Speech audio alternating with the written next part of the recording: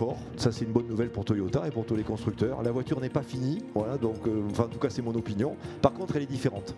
D'abord elle est partagée. Elle revient très fort. Elle revient très fort. D'abord elle revient très fort, on n'a qu'à voir, moi je sais pas si moi ça me fait cet effet là, quand je regarde les pubs en ce moment, je vois que des pubs pour des marques automobiles. D'ailleurs on sait que les grands constructeurs se portent très bien, les ventes fonctionnent, dans la voiture, même individuelle, c'est encore là. On ne peut pas dire qu'elle est balayée. C'est pas l'impression qu'on a quand on voit les centres-villes de il y a des voitures. de Berlin, qui se ferment petit à petit. Oui, mais c'est tout petit, c'est tout petit. Puis il y a tout le reste. Ouais. La voiture, elle est partout. Elle est dans les banlieues, elle est dans les campagnes, elle est dans les villes moyennes, elle est dans les week-ends. Enfin, moi, je pense pas, je vais pas vous... C'est mon opinion, hein, on peut la contester, ça fera plaisir à mon voisin d'ailleurs. Moi, je vois pas une disparition des voitures. Par contre, l'usage de la voiture, la révolution est en marche. La voiture se partage de différentes manières. Elle est connectée. Elle est une composante d'une politique de transport public. C'est ça la grosse différence. Quand Uber passe un accord à Nice pour occuper l'espace des transports en commun la nuit ou dans les quartiers un peu moins denses, Uber c'est de la voiture et la voiture répond à des politiques de mobilité publique. Ça c'est un sacré mouvement dont la voiture revient. Deuxièmement, l'énergie, toujours l'électricité mais plus le nucléaire.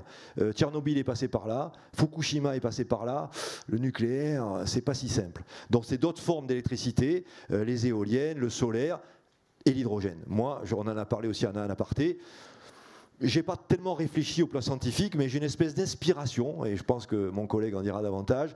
L'hydrogène peut être une réponse quand même, parce que la pile à hydrogène, une fois qu'on a réglé tous les problèmes, c'est quand même formidable. Voilà, donc je pense que l'électricité et l'hydrogène, ça y arrivera. Le gaz naturel, parce que l'avantage du gaz naturel, c'est la méthanisation. C'est l'économie circulaire. C'est l'alpha et l'oméga. Nos déchets deviennent une matière première. C'est quand même pas idiot.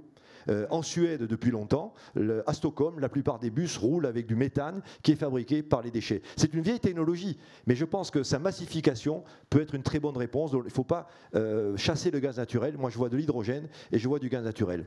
Le modèle géopolitique, il y aura la Chine, il y aura les États-Unis.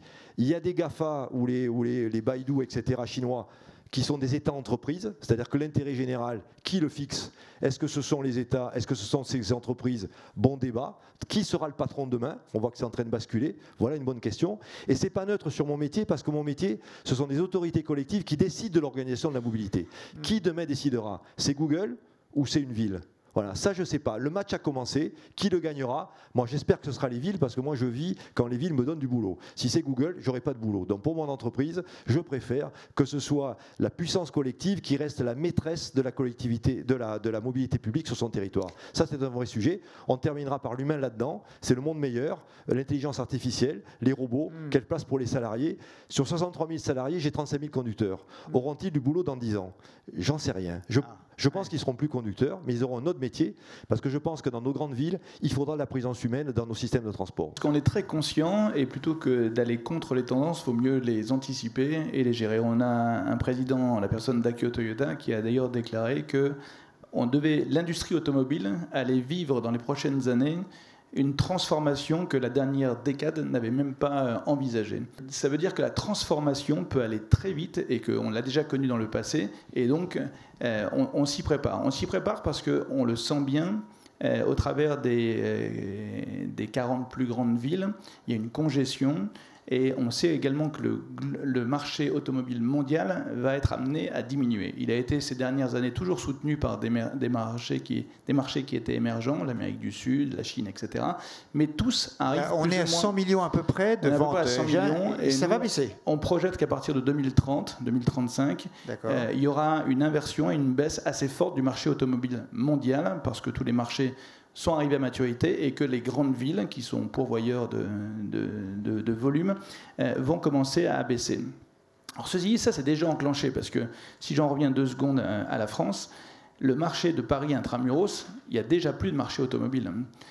On en parle, et là on peut vraiment parler du marché de la mobilité, parce que tout est à construire, mais sur 2,6 millions de voitures particulières vendues en France, il y en a un peu moins de 100 000 qui vont se faire sur Paris. Donc c'est déjà un marché de la mobilité, et c'est pour ça que quand on parle de mobilité, il faut toujours être prudent entre la banlieue, les grandes villes, et puis après on a le territoire le plus large d'Europe, et on a des besoins de mobilité aussi au travers de toute la France, et à tous ces autres clients qui sont... Donc les métropoles, la ville en métropole, c'est mort, c'est fini. Mais c'est déjà fini. C'est déjà fini. C'est rempli par quelques résidus de propriétaires automobiles, mais qui représentent une minorité par rapport au marché automobile français.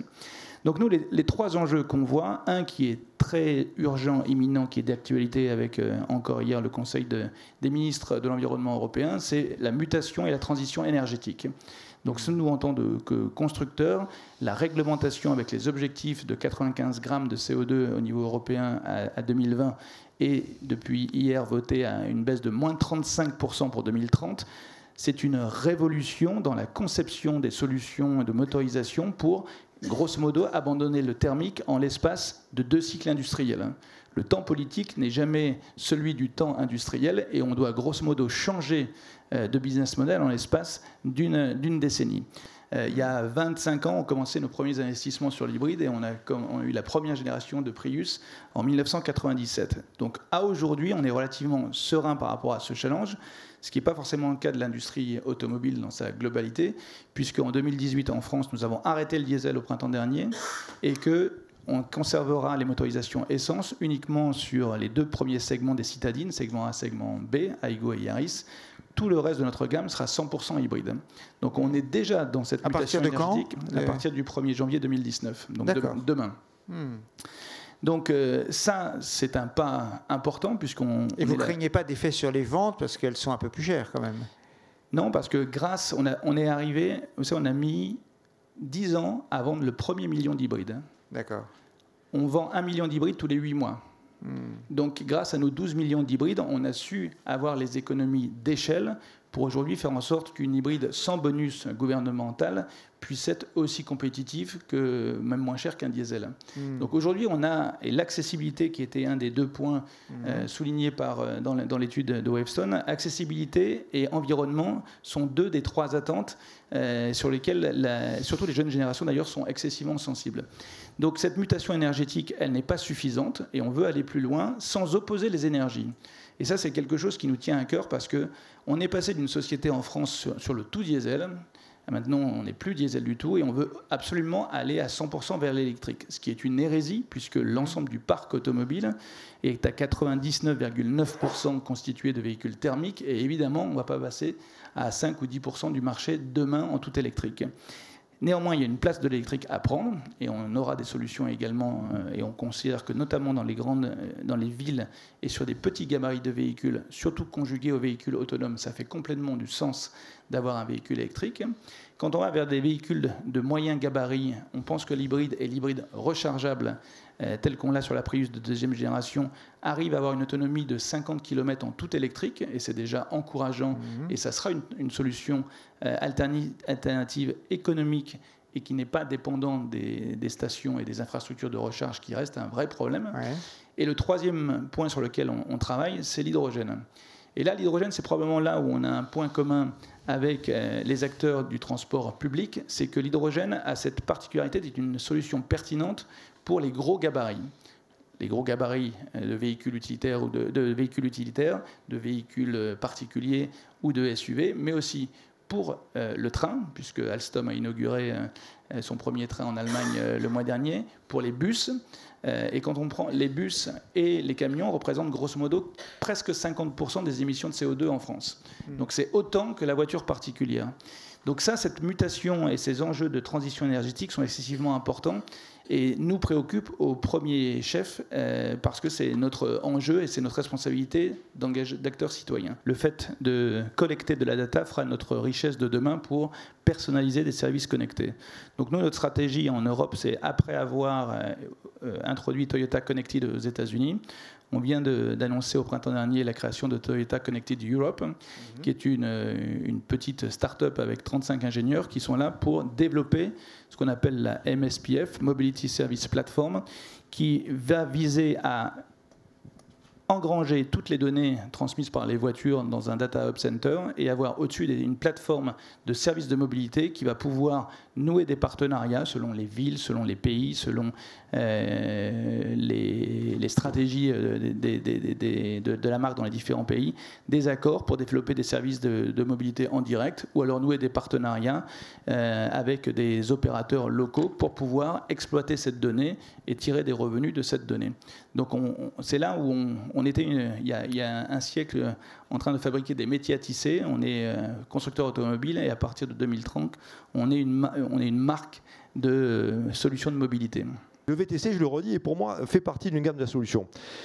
Où ça va se gâter, c'est quand les VTC vont devenir réalisés avec des voitures d'abord partagées, plusieurs personnes dans le VTC, et avec des voitures autonomes, parce que là c'est la démonstration qui a été faite par le patron Toyota, les coûts ils vont baisser considérablement. Et avec ces niveaux de coûts, le service dans un robot-taxi peut venir attaquer frontalement les bus. En fait, ça peut être potentiellement un meilleur service, puisqu'on va de n'importe où à n'importe où, alors qu'un bus est un peu prisonnier de sa ligne. Donc il y a beaucoup plus de liberté dans un système de VTC. Et deuxièmement, à des coûts de revient inférieurs. Donc c'est sûr que c'est la raison pour laquelle une boîte comme Keolis, je n'ai pas d'autre choix que d'aller vers le fait d'être moi aussi un opérateur de robotaxi, parce que si je ne le fais pas, d'autres le feront et viendront manger une part de mon activité aujourd'hui que je fais avec des bus. Les bus et les cars aujourd'hui, c'est la moitié de mon chiffre d'affaires. Donc moi, ce dont on parle pour moi, c'est la moitié de mon chiffre d'affaires. Voilà, c'est là où l'univers de la voiture, c'est pas la voiture en tant que telle, c'est pas les constructeurs, mais c'est ceux qui vont utiliser le mode routier avec des logiciels de partage, avec une fois de plus la plateforme client, parce que l'enjeu clé, ça sera la plateforme digitale et de la désintermédiation qui aura le contact final avec le client, avec les data, etc. Voilà, là, cette bagarre-là, c'est pas tellement les constructeurs qu'on craint, c'est ceux qui vont utiliser les voitures produites par les constructeurs, et peut-être que là-dedans, il y aura des constructeurs eux-mêmes qui vont vouloir pivoter vers ce type de métier. J'avais une question, vous avez évoqué la transformation des métiers, notamment celle des conducteurs. Je pense qu'il y a aussi des transformations pour les constructeurs pour aller vers fournisseurs de services de mobilité. Comment vous anticipez, comment vous préparez à ces changements en interne au sein de vos équipes ? Alors chez nous, s'agissant de développement des nouvelles compétences, ça se fait presque exclusivement ou essentiellement par des acquisitions ou des partenariats.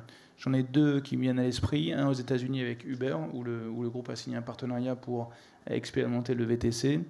Un autre en Europe qui est avec la société WIM, qui est une société finlandaise et qui est dans le Mass Mobility as a Service business, où là on apprend à leur côté, et avec notre société de financement Toyota Financial Services, à expérimenter justement l'intégration des différentes solutions. Donc leur application permet de joindre toutes les solutions liées de mémoire au train, au parking et à la location de voitures. Et la compétence, on la développe à leur côté en apprenant en investissement dans leur société. Plus modestement, je dirais, au sein des filiales de distribution, on se prépare en structurant et en allouant des ressources aussi sur collecter des données, avoir des premières expérimentations. Donc on a défini notre mobility roadmap, entre guillemets, avec pour l'instant des choses expérimentales, sachant qu'on a une matrice en interne qui dit quelles sont les personnes les plus proches de la marque. Et là, on a évidemment notre réseau de concessions et nos clients. Et puis les personnes les plus éloignées, c'est le marché de la mobilité dans ce sens large, comme celui à Paris. Nous, on se concentre en tant que filiale de distribution, là je ne parle plus en tant que groupe, mais en tant que filiale locale, sur notre base de données clients et notre réseau de concessionnaires. Comment les faire évoluer avec aujourd'hui, par exemple, on parlait du faible utilisation de la voiture. Ils ont des parcs de véhicules de démonstration, de véhicules de courtoisie qui tourne peu, avec des boîtiers embarqués. On a des expériments où aujourd'hui on arrive à générer des nouvelles sources de revenus et à être des fournisseurs de mobilité temporaire, locale, des formes de location courte durée finalement, qui sont des nouveaux métiers sur lesquels on se prépare à expérimenter et à trouver des nouvelles sources de revenus. Donc voilà, je ne sais pas si j'ai répondu... Moi, je vais répondre peut-être au côté plus quantitatif que vous évoquiez. Que va-t-on faire de ces 35 000 conducteurs de bus? Qu'est-ce qu'ils vont devenir? Voilà, c'est une bonne question, de manière. Bon, d'abord, il ne faut pas faire peur trop vite. C'est-à-dire qu'il faut éviter d'emballer la machine. On n'est pas en train de parler de quelque chose qui va se passer demain. Donc, on a un peu de temps pour respirer. En fait, moi, ma vision, c'est que... Vous nous avez dit que les choses auraient beaucoup changé dans 10 ans, quand même. Oui, mais c'est 10 ans, quand même. C'est pas 10 ans, c'est 10 ans. C'est pas rien, 10 ans. Bon. Et c'est bien d'avoir 10 ans, d'ailleurs. En fait, c'est un curseur. En fait, leur rôle a déjà bougé. Je ne sais pas si vous vous en rendez compte, je ne sais pas si ça en rend compte, mais on leur demande d'avoir un rôle beaucoup plus commercial qu'avant. Un bon conducteur de bus, ce n'est pas quelqu'un qui fait que conduire son bus. C'est quelqu'un, par exemple, qui peut participer à la lutte contre la fraude, par le fait qu'il va vérifier d'un certain regard si les gens présentent leur titre de transport ou pas. C'est quelqu'un qui peut donner de l'information à bord. C'est quelqu'un qui va intervenir dans une procédure quand il faut embarquer des personnes en fauteuil roulant, mobilité réduite. Donc déjà, quand on regarde bien son métier, ce n'est plus seulement un technicien de la conduite. Il a déjà des fonctions de prise en charge, d'accueil, de régulation de vie à bord. Et moi, ma vision, c'est que ce métier, c'est le curseur qui va se déplacer. Parce que demain, dans les grandes villes françaises ou dans le monde, qui pense sérieusement que dans un bus où il va y avoir 80 ou 90 personnes, il n'y aura personne à bord ? Parce qu'il y aura peut-être des conflits. Une maman avec sa poussette qui va gêner quelqu'un qui veut descendre, parce que une personne en fauteuil roulant, la palette d'embarquement marche mal, parce qu'il y a peut-être un groupe de personnes qui font du bruit. Voilà, moi je pense, ma vision, c'est que la mobilité de demain, elle reste humaine, elle reste humanisée. Peut-être que l'action de conduite sera faite par un robot, mais la régulation de la vie à bord dans toutes ses dimensions, la gestion de situations inattendues, parce que s'il y a des gens qui sont dans le temps réel, c'est bien des gens dans le transport, parce qu'il se passe toujours quelque chose, un bouchon, etc. Voilà. Je pense que ce sera très important d'avoir une présence humaine, et en fait le curseur se déplacera, et progressivement la partie technique se réduira, alors que la partie, on va dire, commerciale prise en charge augmentera. Voilà, moi, la perspective que je peux voir dans la transformation des métiers de conducteurs. Au sens fort du terme, c'est quand même au sens de régulation de vie à bord, et franchement, dans les grandes villes, il y en a besoin.